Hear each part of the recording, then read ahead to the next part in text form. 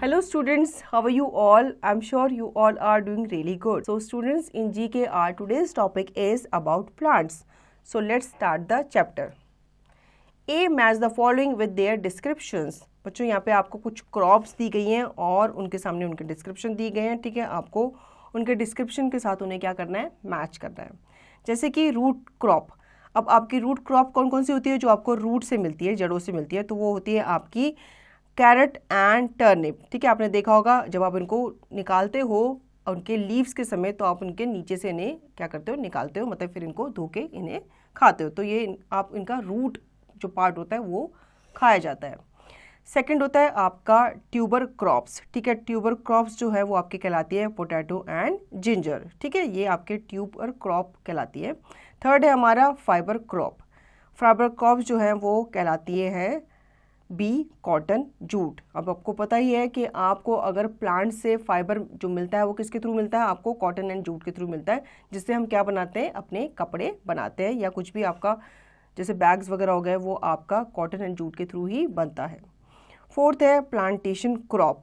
Plantation crop है आपके T and coffee, ठीक है। फिफ्थ है शुगर क्रॉप। अब ये तो आप गेस कर ही सकते हो, ये क्या है आपका शुगर केन। शुगर जो होती है आपकी शुगर केन से ही ऑब्टेन की जाती है। 6 oil seed crop. Oil seed crop ऐसी क्रॉप्स होती हैं जिनसे आपको क्या मिलता है, ऑयल आपको मिलता है। आप किससे मिलता है, आपको मस्टर्ड एंड ग्राउंडनट, ठीक है। मस्टर्ड और ग्राउंडनट जो होता है वो उनकी सीड से आपको, मस्टर्ड सीड से आपको क्या मिलता है, ऑयल मिलता है, ठीक है। इसी तरह से जो ग्राउंडनट का सीड होता है, पीनट होता है, उससे ही हमें ग्राउंडनट ऑयल मिलता है।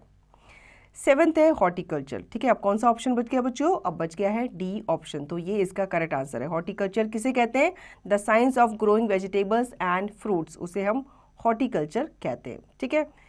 अब आ जाते हैं इसके बी पार्ट पे। Match the names of the flower with the message they give. अब यहाँ पे कुछ फ्लावर्स के नेम आपको दिए गए हैं और उनके सामने मैसेजेस लिखे गए हैं जो कि वो देते हैं, मतलब कुछ फ्लावर्स जो होते हैं वो कोई ना कोई मैसेज कन्वे कर रहे होते हैं। कौन सा मैसेज कन्वे कर रहे होते हैं ये हम इस चैप्टर के थ्रू जानेंगे।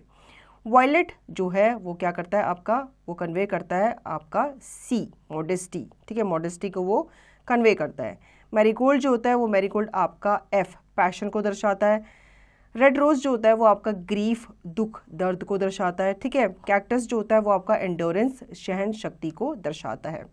मैग्नोलिया जो होता है फ्लावर्स वो आपका दर्शाता है नोबिलिटी को। सनफ्लावर जो होता है, सनफ्लावर आपका दर्शाता है गुड लक को। एंड 7th वाइट कार्नेशन दर्शाता है प्राइड को, ठीक है। जब आप प्राउड फील करते हो, गर्वित फील करते हो, तो आप वाइट कार्नेशन किसी को गिफ्ट कर सकते हो। So children, I hope you understood the chapter and you can revise the chapter and practice the chapter by yourself.